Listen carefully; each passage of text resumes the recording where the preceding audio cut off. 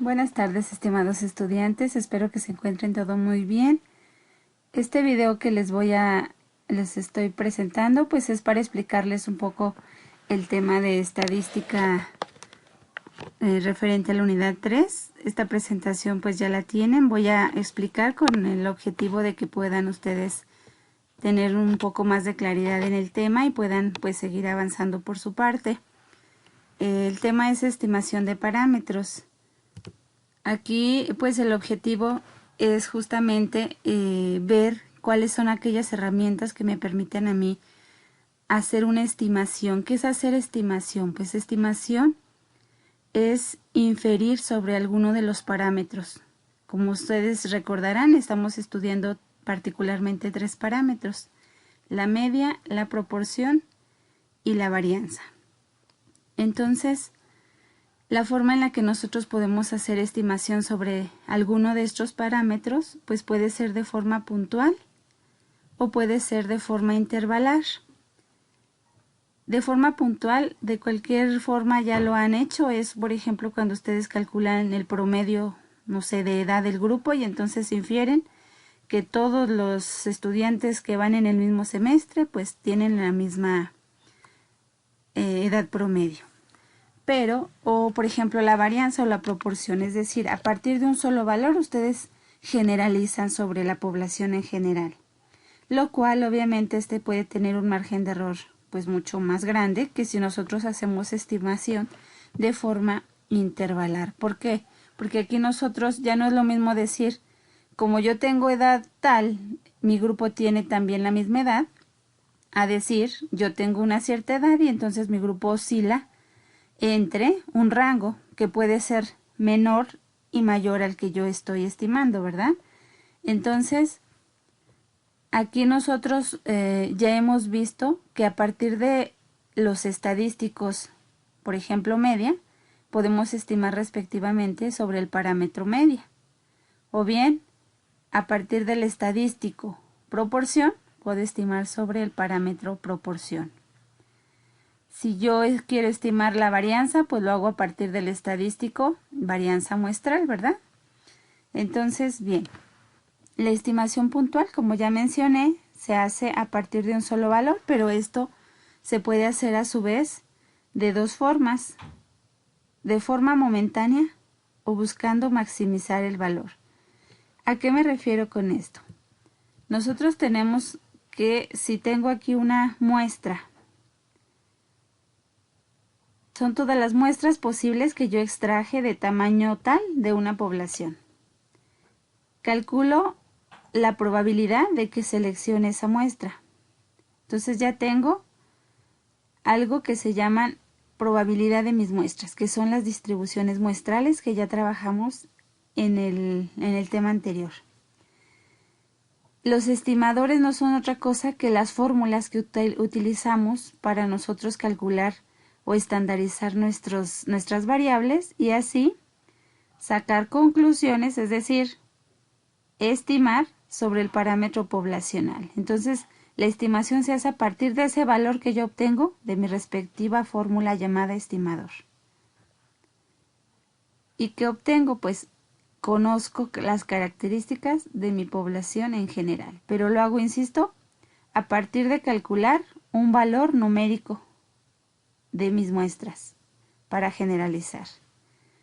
Entonces, ¿qué significa que yo pueda estimar de manera puntual y momentánea?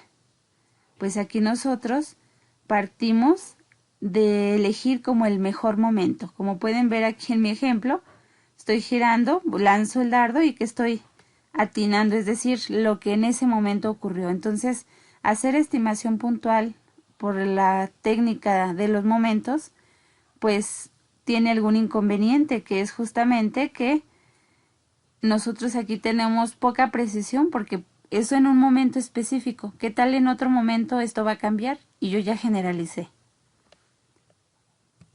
La de máxima verosimilitud pues trata de considerar como valor del parámetro que quiero estimar, pues aquel valor que maximice la probabilidad. Dice aquí que en parte algo intuitivo. Como pueden ver, aquí tengo me pregunto si esto es confiable. ¿Por qué? Porque es como algo intuitivo lo que yo hago, ¿no? De decir, bueno, si este valor que yo estoy tomando como estimador para poder generalizar es el máximo, por darles un ejemplo, si pensamos en esta misma situación de calcular un promedio, yo tengo como muestra mi grupo, ¿no? Y elijo a alguno de ellos y calculo el promedio, pero calculo el promedio general y a partir de ese digo, bueno, a lo mejor yo tengo estudiantes que pueden tener edad, no sé, de 17 años y puedo tener un estudiante que tiene edad de 50 años, pero la mayoría de ustedes tiene edad de 19 años. Entonces yo tengo que tomar como estimador puntual que maximice ese promedio, pues tomar a aquel que es el más real, el más cercano a la mayoría de mi población que estoy estudiando. Entonces, aquí en este tema, pues nosotros vamos a trabajar, como ya he mencionado, de igual forma, la estimación de la media, la estimación de la proporción y de la varianza. Aquí vamos a hablar de algunas de las propiedades que tienen los estimadores. Los estimadores, un buen estimador debe cumplir con 4 propiedades, que son ser insesgado, ser eficiente, ser consistente y suficiente. Me gusta relacionar un poco estas propiedades con el trabajo que desempeña, por ejemplo, una secretaria. Una secretaria se dice que es eficiente cuando cumple con las características que se establecen para su contratación. Decimos que es consistente si este desempeño favorable que tiene lo hace de manera frecuente. Y decimos que es suficiente como pensando que le pide su jefe un reporte. Y dice, bueno, no me lo hizo rápido, pero me lo hizo bien. O no me lo hizo bien, pero me lo hizo rápido. Entonces dices, bueno, al menos cumplió con los elementos mínimos que necesitaba, ¿no? Entonces, ser insesgado es que no tenga errores. Entonces, si empezamos en este mismo ejemplo de la secretaria, vamos a decir que es buena para su trabajo siempre que cometa el mínimo de errores, que sea eficiente, es decir, que haga su trabajo bien, rápido y con el mínimo de elementos, que sea consistente en ello y que cumpla mínimamente con los requisitos que se establecen para el trabajo que se le solicita. Entonces, volviendo a los parámetros que nosotros queremos estimar, pues decimos que la estimación que estamos haciendo es buena siempre que, dice, es insesgado, siempre que cumpla con los parámetros media. Sabemos que el mejor estimador que existe es la media, entonces si mínimamente se parece a la media, entonces podemos pensar y creer que tiene el mínimo de error. Es eficiente si cumple con ciertas características como son la varianza y el sesgo. Ya sabemos que el sesgo pues es el error que nosotros cometemos al hacer alguna estimación, ya sea de cálculo procedimental pues, y la varianza por sí sola ya mide el error. Entonces, si nosotros conocemos estos dos elementos, obviamente el resultado de la estimación va a ser muy eficiente. La consistencia, ¿en qué consiste? Dice aquí, buscamos que coincida con el parámetro poblacional, es decir, esa estimación que hacemos debe parecerse lo más posible al parámetro poblacional. Y suficiencia dice, pues bueno, mínimamente tengo información que puede ser utilizada como un estimador del parámetro poblacional. O sea, no tengo a lo mejor todo el conocimiento de las características, pero esa información que tengo es suficiente para saber cómo se comporta el parámetro poblacional. Y regresando un poco a esta propiedad, a esta diapositiva, y conociendo ya las propiedades, vean algunas afirmaciones que se desprenden de esto. Dice que para poblaciones normales, pues el estimador eficiente de μ es el promedio de la media aritmética. para la varianza poblacional, ojo, para la varianza, que ya sabemos que me dio un error, dice aquí, el estimador insesgado más eficiente es la varianza muestral. Entonces aquí algo muy importante es que habla de que la varianza es como el menos mal, si lo vemos de esa manera. Y el rango muestral se puede sacar estimando, el rango muestral R se puede sacar como un estimador insesgado de R. Nosotros sabemos que el rango mide la variabilidad inmediata que hay entre el menor y mayor valor que existe, ¿verdad? Entonces, nosotros con esta información se puede estimar la desviación con el menor error. Bueno, esto es algo de teoría de lo que tenemos que saber para arrancar en este tema de estimación de parámetros, ¿verdad? Entonces, bueno, la estimación puntual, ya dijimos, es a partir de un valor, pero la estimación intervalar, como su mismo nombre lo indica, pues es encontrar un intervalo. ¿Pero qué es un intervalo? Un intervalo no es otra cosa que un rango de valores que, dentro del cual se puede meter a nuestro parámetro. Y estos rangos pues los determinan un límite inferior y un límite superior. Entonces, nosotros lo que vamos a ver enseguida, pues va a ser justamente cómo vamos a determinar estos rangos, dependiendo del parámetro y dependiendo de algunos elementos, como lo dice aquí. Dice que para la construcción de ese intervalo, se determina el error que se permite a dar al intervalo y el nivel de confianza con el que se va a trabajar. ¿Esto por qué? Porque obviamente si nosotros queremos hacer una estimación con una probabilidad o una confianza muy alta, pues tenemos que abrir el intervalo. Pero también es muy importante saber que el que yo abra el intervalo no me da mayor precisión, porque entonces al tener un rango más grande, la precisión es menor, pero sí obviamente la confianza con la que yo voy a estimar.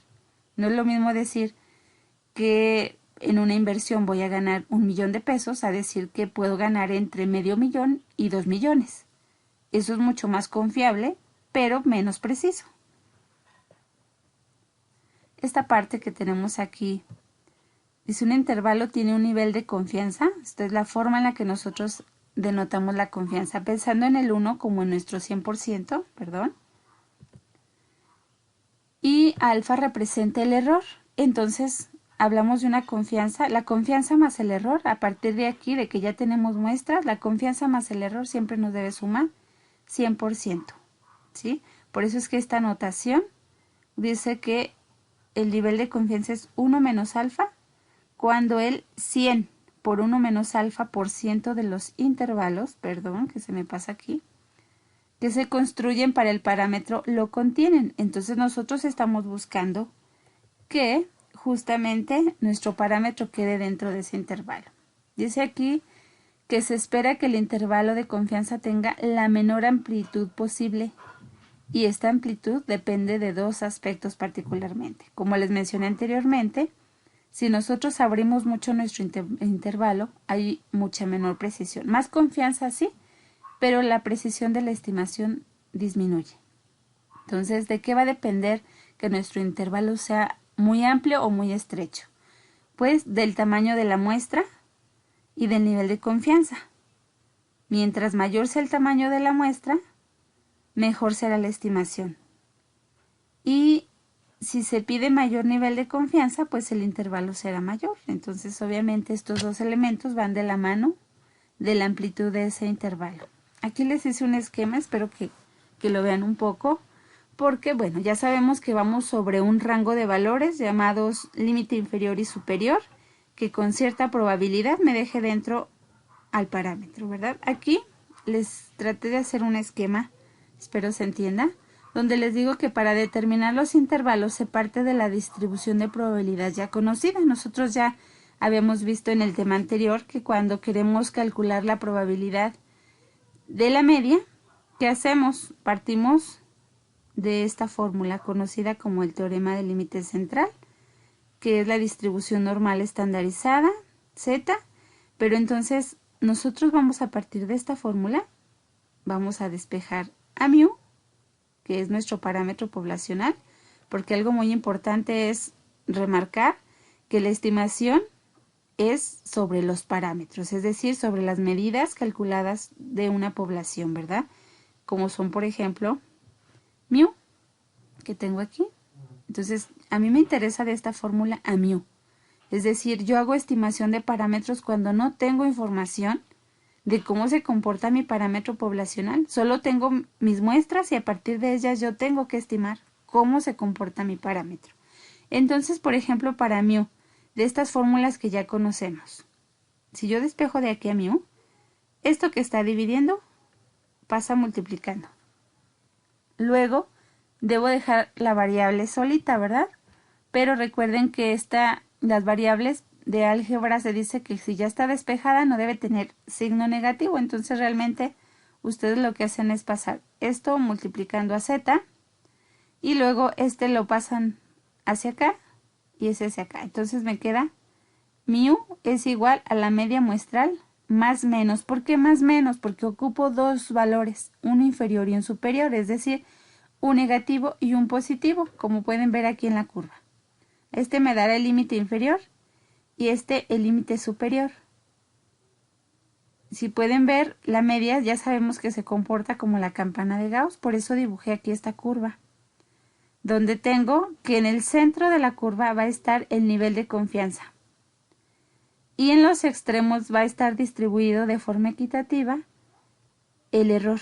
Entonces, si nosotros hablamos, por ejemplo, aquí de una confianza del 95%, automáticamente sé que el error vale 5%, pero como ocupo dos valores, inferior y superior, ese error lo voy a dividir en dos partes. Entonces, ese 5%, que es mi error, lo voy a dividir entre dos alfa medios. Es decir, si yo pienso en este caso particular, el 95%, aquí estaría el 95%, aquí estaría el 2.5% y 2.5%, es decir, aquí 0.95 lo divido entre 2. ¿Por qué entre 2? Porque ya sabemos que la tabla normal que estamos usando trabaja con la mitad, es decir, con el valor que hay desde el origen y hacia la derecha. Entonces, este 0.95 yo tendría 0.475 y me da un z, que ya sabemos calcularlo, de 1.96, pero como quiero un valor inferior y un superior, el inferior, como está por debajo del promedio, se representa negativo y el de acá positivo, pero sabemos que es simétrico, entonces el valor que yo encontré aquí es el mismo que tengo acá. Entonces, esos valores son los que en esta gráfica,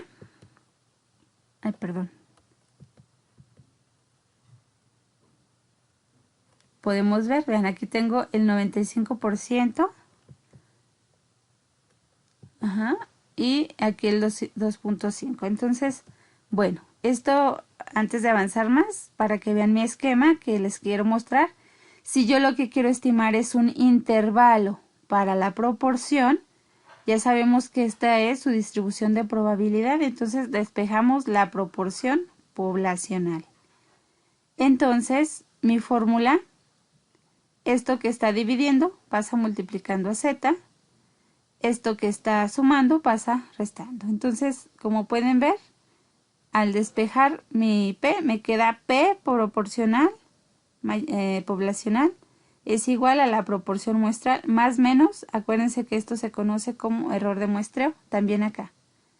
Error de las medias muestrales, error de las proporciones muestrales. Entonces, para el caso de la varianza, nosotros tenemos aquí ya esta fórmula conocida, la de la G cuadrada, donde sabemos que esta no se comporta como la normal. En el caso de proporciones y medias, usamos la normal, pero en la G cuadrada, pues no, usamos la G cuadrada para cuando nos interesa la varianza. Entonces ahora queremos estimar un intervalo para la varianza poblacional.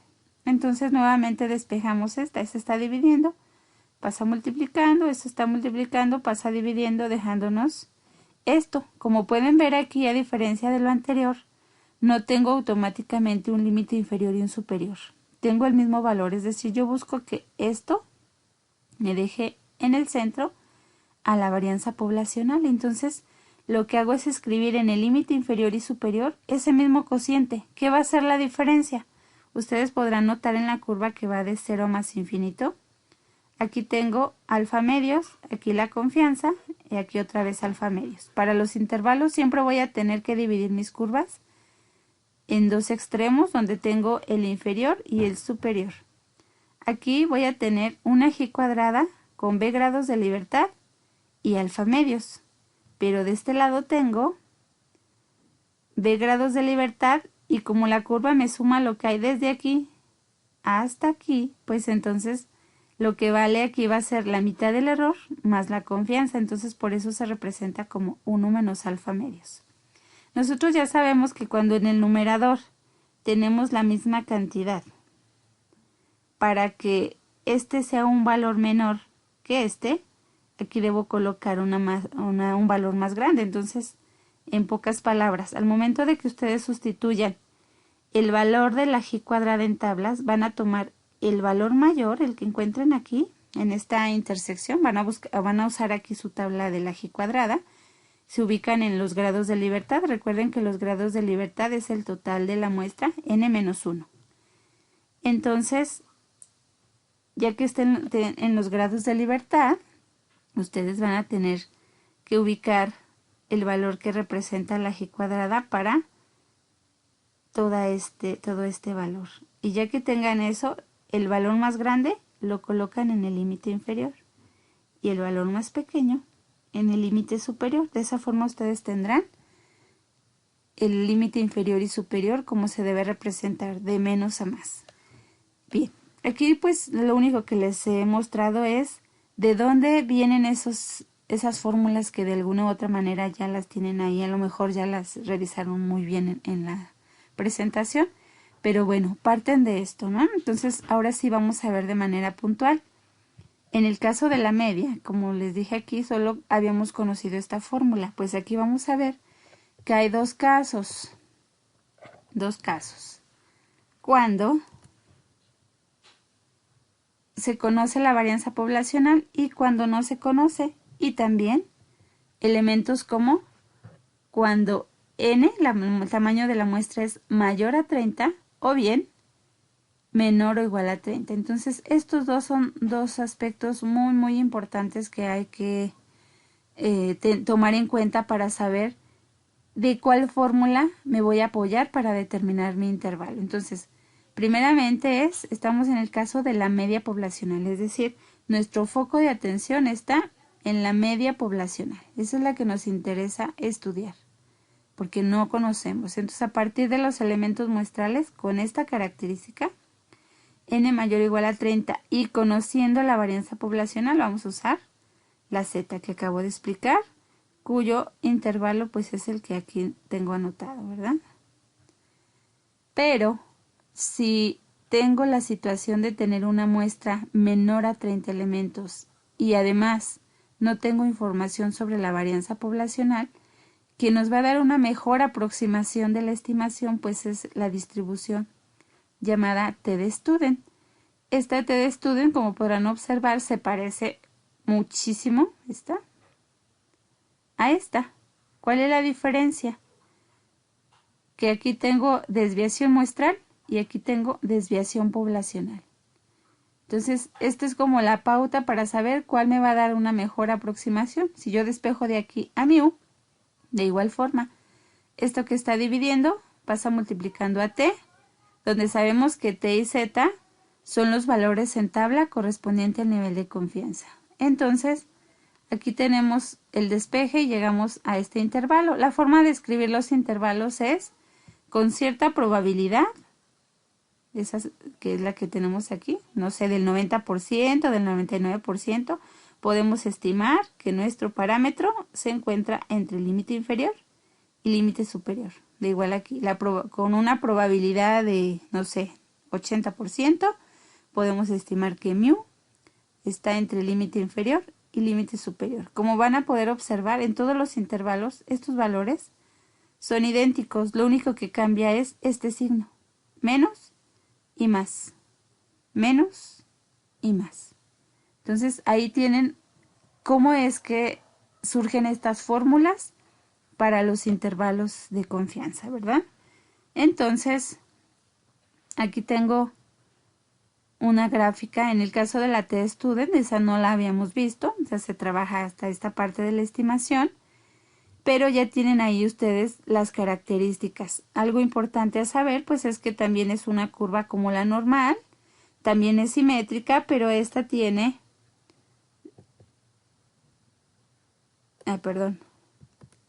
esta tiene ciertas características que vamos a ver más adelante. Entonces, vamos a iniciar con el primer caso, que es este, donde n es grande y conocemos la varianza poblacional.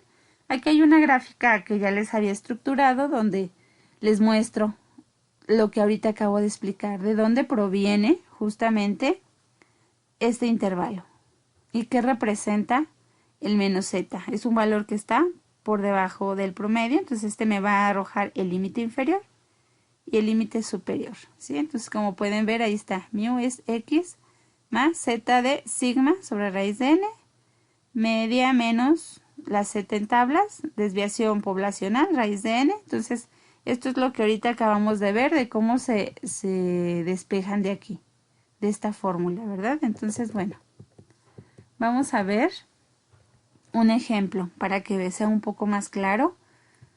Vamos a ver un ejemplo donde dice aquí, se encuentra que la concentración promedio, ojo, ahí es donde yo voy a saber que se trata de la media, porque me habla del promedio de zinc de una muestra de 36 cereales, es de 2.6 gramos, es decir, el promedio de esa muestra de tamaño 36 es de 2.6 gramos de concentración de zinc en esas cajas de cereales, ¿verdad? Entonces nos pide encontrar dos intervalos de confianza, uno con una confianza del 95% y otro con una confianza del 99%. ¿Para quién? Para la concentración media de zinc en el cereal. Entonces, algo muy importante a resaltar es que estamos interesados en el promedio. Y el promedio poblacional, porque el muestral ya lo conozco. Entonces, aquí vamos a hacer un supuesto. ¿Por qué? Porque no tenemos datos como para poder calcular la media o la varianza. Entonces, aquí suponemos que la desviación estándar de la población es de 3. Esa información no la deben de dar, o también, si no nos la dan es porque nos dieron datos para poder determinarla. Yo les voy a dar una solución solo para el primer intervalo, para que ustedes calculen el segundo intervalo. Recuerden que esta confianza es la que se utiliza para determinar el valor de z. Nosotros ya sabemos que para el 95% de confianza, el valor de z vale, ¿cuánto? Pues 1.96, ¿verdad? Aquí tengo yo los datos. Son 36 cajas de cereal. Tenemos un promedio de esas 36 cajas de 2.6 gramos. Nos suponen conocida una desviación poblacional de 0.3. Y aquí escribo, para el caso del 95% de confianza, 1 menos alfa es esto, por tanto alfa vale 5%, porque recuerden que la confianza más el error nos debe sumar 100. Aquí divido este error en dos partes. ¿Por qué? Porque voy a tener un límite inferior y un límite superior. Entonces la mitad de 5% es 2.5. Aquí lo escribimos en decimales, 0.025 acá, 0.025 acá. Este 95% lo ponemos en decimal como 0.95 y ya sabemos que para determinar el valor de z, pues basta con dividir entre 2 la confianza. Y entonces este 0.475 lo buscamos en tablas y nos hace conocer el valor de z, que corresponde a 1.96. Pues como esto es simétrico, lo que vale aquí también vale acá. Así que menos z pues va a valer menos 1.96. Si venimos a nuestra fórmula, que debemos utilizar esta por la característica de tener una muestra mayor a 30 y una desviación poblacional conocida, entonces nos remitió a esta fórmula donde usamos a z en lugar de t. Entonces aquí sustituyen ustedes el valor obtenido en tablas, 1.96. La media, pues ya la conocíamos. La desviación, aquí está. Tamaño de muestra, aquí está. Entonces, como ven, solo es ir siguiendo la fórmula y los datos del problema. Lo que tenemos de este lado es lo mismo, media muestral, valor de z, pero positivo, desviación. Todo esto se transcribe igual y se pone igual a la confianza con la que estás trabajando el intervalo. Así que primero hacemos este cociente, lo multiplicamos y ese valor, esto es lo que se conoce como el error de las medias, ¿verdad? Eso se lo restamos y sumamos a la media muestral y de esa forma obtenemos un intervalo de confianza para el promedio de la concentración de zinc en las cajas de cereal. Así que nuestra conclusión aquí sería que con una confianza del 95% se puede estimar que la concentración promedio de zinc en las cajas de cereal oscila entre 2.502 y 2.698 gramos, que son respectivamente estos valores, y decimos pues con una probabilidad del 95 o con una confianza, es lo mismo, de que la media esté entre estos dos valores. Bien, pues ahí tienen un ejemplo para que se guíen de cómo pueden calcular. Para el caso del 99%, pues obviamente aquí, esto es 99, pues el error va a ser ¿de cuánto? Del 1%, entonces acá vamos a tener la mitad del 1%, va a ser 0.005, 0.005, 0.99, y por tanto el valor de aquí, de z, va a cambiar. Todo lo demás va a ser igual, solo van a cambiar este valor. Bien, pues ya tienen ahí otro ejemplo para que también lo practiquen. De igual manera en este. Aquí en este ejemplo en particular, además de calcular el intervalo, hacen una pregunta, que es la que nosotros queremos responder. Entonces, para poder responder cuando es un planteamiento similar, lo que ustedes hacen es calcular el intervalo con los datos dados, y si el valor que aquí se estima para la proporción, para la media poblacional, queda dentro del intervalo, pues entonces quiere decir que la situación está dentro de control. Si queda fuera, entonces rechazamos esto. Pues bien, vamos a ver ahora igual el caso de la media, pero dice ahí muestras pequeñas, donde dijimos cuando n es menor a 30 y no se conoce la varianza poblacional. En su lugar conocemos la varianza muestral. Entonces el estadístico, como ya lo mencioné anteriormente, pues es este, donde solamente cambia, pues en vez de z, y en lugar de desviación poblacional, desviación muestral. Despejando a mu, llegamos a tener este intervalo. Entonces, algunas de las propiedades que hay que saber de la distribución t-student es que tiene media igual a 0, es asintótica al eje x y su dominio va de menos infinito a más infinito. A diferencia de la z, que ya sabemos que está distribuida a más o menos 3 desviaciones estándar, ¿verdad? El área bajo la curva igual, pues es igual a 1 y su media es igual a 0, porque es simétrica también respecto al origen, pero su varianza depende del parámetro grados de libertad. Si recuerdan, la G cuadrada también funciona con grados de libertad, de igual forma la t-student. Entonces dice aquí que al aumentar n, la distribución t-student se aproxima a la normal. Por eso es que cuando n es mayor a 30, pues la mejor aproximación es z en vez de t. Aquí tengo una gráfica donde partimos nuevamente de un origen, pero esta viene de menos infinito hasta más infinito. Como podrán ver, la media siempre es 0 aquí, pero la anchura de la curva va a depender de los grados de libertad con los que se estén trabajando. Entonces,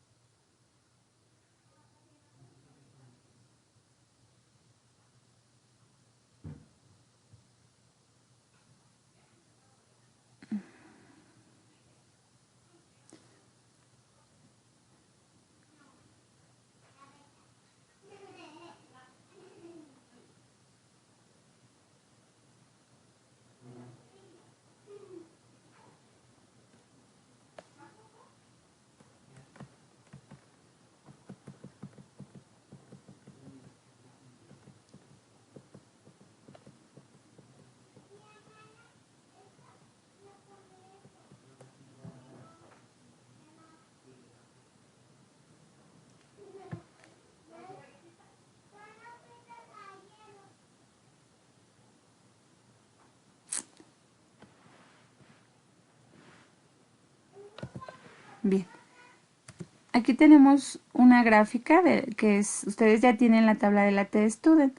Así que pueden ver que la forma en la que se va a calcular, ustedes van a ubicar, por ejemplo, para un tamaño de muestra 10. Para n igual a 10, ¿qué hacemos? Nuestros grados de libertad valen 9. Aquí tengo un ejemplo. Voy a explicar con esto. Yo tengo aquí como información una confianza del 95% y un tamaño de muestra n igual a 10. Entonces, mis grados de libertad son 9, ¿están de acuerdo? Entonces, obviamente aquí nosotros vamos a buscar en tabla cuál es el valor de la TestStudent, límite inferior y superior respectivamente. Aquí está mi confianza del 95%. Aquí está 0.025, que es la mitad del error. ¿Cuánto es mi error? 5%. La mitad, 2.5%. Entonces, ¿qué vamos a buscar en la tabla? Voy a regresar a la tabla. Los grados de libertad, como el tamaño de muestra es 10, pues los grados de libertad son 9. Entonces, en esta fila de los grados de libertad, me voy a ubicar en donde la tabla que ustedes tienen, pueden observar que les da la probabilidad desde menos infinito hasta un punto extremo, es decir, nos va a dar este valor, que por simetría, pues vale lo mismo que este. Entonces nosotros vamos a buscar en los 9 grados de libertad, 0.975, que sería todo esto, hasta aquí, 0.95 más la mitad del error, es decir, el total, que es 1, menos alfa medios. Por eso se representa así, 1 menos alfa medios en 9 grados de libertad. Entonces, esta es mi coordenada. 9 grados y 0.975. Entonces, 9 grados y una G cuadrada de 0.975 nos da un valor de 2.2662. Entonces, eso es justamente lo que vale T. Entonces, aquí tengo menos 2.26 y acá 2.26. De esa manera se trabaja en la tabla. Entonces vamos a ver un ejemplo. Tengo aquí un ejemplo que dice: un fabricante de papel para computadoras tiene un proceso de producción que opera continuamente a lo largo del turno. Se espera que el papel tenga una media de longitud de 11 pulgadas. Entonces, de 500 hojas, se toma una muestra de 29 hojas, ojo con eso, con una media de longitud del papel de 10.998 pulgadas y una desviación estándar de 0.02 pulgadas. Nos piden calcular la estimación del intervalo de confianza del 99%. ¿Para quién? ¿Para quién? Para la media de la longitud del papel, dada en pulgadas. Aquí tenemos los datos, que son los que nos da el problema. Y por ser una muestra menor a 30, tenemos una muestra de 29 y además desconocer la varianza poblacional. Solo conocemos la varianza muestral. Eso nos lleva automáticamente a un intervalo de confianza para la media, pero de muestras pequeñas, es decir, donde usamos el estadístico TestStudent, cuyo intervalo lo escribimos de esta manera. Ya vimos atrás cómo se deduce. Aquí tenemos, vamos a calcular los grados de libertad, que sabemos que se calculan con n-1 grados. Si n vale 29, pues mis grados de libertad son 28. Esto me va a servir al momento de usar la tabla. Entonces, ¿qué vamos a buscar en la tabla? En el renglón 28 vamos a ubicarnos hacia donde está, vean, hasta acá. ¿Cuánto es lo que hay? 99 aquí, más la mitad del error, me va a dar 0.975. Si ustedes ven aquí en la tabla, estamos ubicados, perdón, no está. Entonces vamos a buscar en el renglón 28, entonces vamos a encontrar un TestStudent de 2.769. Entonces, en el renglón 28, intercepción con 0.975, que es lo que me suma esta confianza más la mitad del error. Entonces buscamos este extremo y sabemos que lo que vale aquí es lo mismo que vale acá por simetría, pero obviamente negativo, por eso T vale más menos. Entonces vamos a representar estos valores en el intervalo y como ven aquí solo sustituyes cada uno, la media muestral, el valor de la t-student, la desviación muestral, tamaño de muestra, lo mismo acá, pero ojo, positivo, negativo. Eso nos determina estos límites, donde podemos concluir pues que se estima con una confianza del 99% o con una probabilidad del 99% que el papel tendrá una media de longitud que oscila entre 10.98 y 11.00 pulgadas. Entonces, como pueden ver ahí, es muy fácil calcular los intervalos. Lo único que van a tener cuidado es en el uso de las tablas, que también son muy prácticas. Entonces, bueno, vamos a ver el caso de la estimación de una proporción. Nosotros ya sabemos que la proporción también se comporta como la distribución normal. Ya sabemos que esto es el error de las proporciones, ya lo conocemos. Este es el intervalo de una proporción donde el valor de aquí son los valores muestrales en este caso, son los mismos, se repiten. Y como no sabemos cómo se comporta la proporción poblacional, pues lo hacemos a partir de la muestra. Pero insisto, este valor y este son iguales. Aquí pueden ver un resumen de las fórmulas que hasta aquí hemos visto, que son para la media de z, y entonces mi intervalo es este. Para la media con varianza desconocida, y n mayor a 30, si se fijan aquí, me puedo apoyar igual de z, pero en lugar de la desviación poblacional, me apoyo de la muestral sin ningún problema, solo por tener esta característica. Pero cuando ambas cosas son desconocidas, es decir, la varianza poblacional es desconocida y la muestra es pequeña, o sea, si cumple las dos condiciones, ahí no hay que pensar, nos vamos automáticamente a la t-student, ¿sí? Con varianza muestral conocida.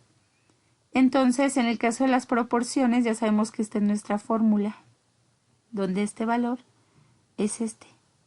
Proporción muestral, proporción poblacional, pero como aquí despejamos esta, entonces nos queda únicamente estos valores. Eso significa que yo me apoyo de este para convertir este. Y bueno, ya sabemos cómo llegamos a esa fórmula, donde z representa el valor en tablas correspondiente al nivel de confianza y la proporción muestral pues es una razón que me dan para poderla determinar. Aquí vamos a verlo en el ejemplo.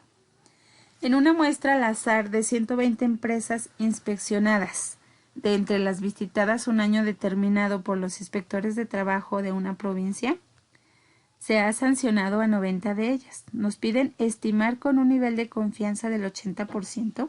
Si se fijan aquí la confianza es muy pequeña. Queremos estimar la proporción de empresas, es decir, la cantidad o el número de empresas que sancionó esta inspección. Entonces, ¿qué datos tenemos? Tenemos una muestra de 120 empresas, ¿sí? Y ahora quieren saber el número de empresas. Ya no hablamos de promedio, así que ya estamos en proporciones, ¿verdad? Y entonces dice que 90 de 120 fueron sancionadas y nos piden un intervalo para aquellas empresas sancionadas. Recuerden que P representa la probabilidad de éxito y por tanto es como nuestro referente, nuestra información conocida sobre lo que queremos calcular.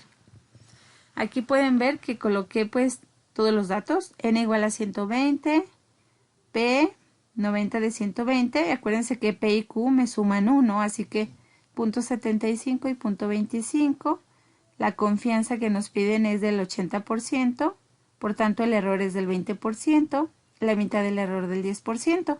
Si ubicamos esto en la gráfica, siempre la confianza va en el centro y por tratarse de intervalos de confianza tenemos límite inferior, límite superior, es decir, la mitad del error en el límite inferior y la otra mitad en el límite superior. De esta manera tenemos aquí el intervalo, lo volví a reescribir para que recuerden cómo quedó, ya una vez despejada de la fórmula. La proporción poblacional nos queda proporción muestral menos el valor de z de alfa medios por p por q entre n. Esta p es esta y es la que calculamos justamente aquí Aquí me faltó colocar el sombrerito porque es muestral. O sea, de una muestra de 90, perdón, de una muestra de 120, 90 fueron la proporción sancionada. Entonces, aquí únicamente, sustituyen la proporción muestral, el valor de Z correspondiente al 80% de confianza. Es decir, ustedes buscan en la tabla de Z lo que vale la mitad de .80, que sería .40, y verá que corresponde a un Z de 1.28. Es decir, aquí tenemos menos Z de 1.28 y aquí más Z de 1.28. Y al sustituir aquí P y Q, N, si se fijan, únicamente siguen la sustitución en esta fórmula. Resolvemos lo que está en la raíz multiplicado por lo de Z y se lo restamos y sumamos respectivamente a la proporción muestral. De esta forma obtenemos .6972. Lo convierto a porcentaje por tratarse de proporciones cuyos resultados se presentan en porcentaje. Entonces, por eso la conversión, y por tanto concluimos con una probabilidad del 80%. Se estima que la proporción poblacional de empresas que son sancionadas por la Inspección del Trabajo oscila entre el 69.72% y el 80.27%. Insisto, no es nada difícil estas sustituciones, solo es tener claro de dónde viene cada uno de los datos. Y bueno, la estimación intervalar, pues en eso consiste, en buscar un rango para meter dentro el parámetro que desconocemos, que es el poblacional. Entonces, bueno, ahí hay otros ejemplos para practicar y voy a pasar el caso del parámetro varianza. Recuerden que tenemos 3 parámetros: media, proporción y varianza. Si se trata de la varianza, nosotros partimos nuevamente de nuestro estadístico que ya conocemos. Ya mostré al inicio cómo se despeja la varianza poblacional. Aquí la fui haciendo por pasos. Tenemos una G cuadrada igual a esto. Pero entonces paso la G cuadrada para acá, la G cuadrada para acá. Y finalmente nos queda de esta manera, donde tenemos aquí 1 menos alfa medios y aquí alfa medios. Donde les explicaba hace un momento en la gráfica, pues que se pone aquí. Arriba tenemos lo mismo, entonces lo que va a hacer diferenciar dos límites va a ser este valor es mayor que este valor. ¿Y cómo lo calculo? Pues con la coordenada que hay justamente en la curva de la G cuadrada. Entonces la G cuadrada es el valor en tablas correspondiente al nivel de confianza y los grados de libertad. N-1 representan los grados de libertad. Bueno, voy a ir al ejemplo que ya pues ya estaba aquí resuelto, donde dice que en 16 recorridos de prueba, el consumo de gasolina de un motor experimental tuvo una desviación estándar de 2.2 litros. Dice, construir un intervalo de confianza del 99% para la varianza y para la desviación estándar esperadas de este motor. Entonces tenemos una muestra de 16. Una desviación estándar de esa muestra de 2.2 y una confianza del 99%. Entonces, como pueden ver aquí están los valores, N16, desviación 2.2, y necesitamos saber nuevamente, la confianza va en el centro, que sería de 0.99. Así que el error lo dividimos en dos partes. Ese 99, el error me queda de 0.01 entre 2.005. Por eso es que aquí colocamos la mitad del error. Y buscamos pues el valor de G cuadrada, que vale aquí, y lo que vale aquí. Como sabemos, la tabla de la G cuadrada va desde el 0 hasta un punto a la derecha. Entonces, este primer cruce es lo que vale una G cuadrada de 0.05 y 15 grados de libertad, ya que N vale 16. Entonces, es la intercepción entre B igual a 15 y un G cuadrada de 0.005. Eso me da un valor de 4.60. ¿Dónde encuentro este valor? Pues en la tabla de la G cuadrada, en la cual la G cuadrada tiene los grados de libertad en la primer columna. Se ubican pues en los grados de libertad, que serían, insisto, 15. Se recorren hasta buscar esa área. Recuerden que en la primera fila está la G cuadrada con las respectivas áreas. Entonces buscan punto 005 y en el centro de la tabla se encuentra la intersección entre 15 grados de libertad y un área de punto 0,5. Eso vale 4.60. Del lado derecho va a ser la intersección entre quién y quién.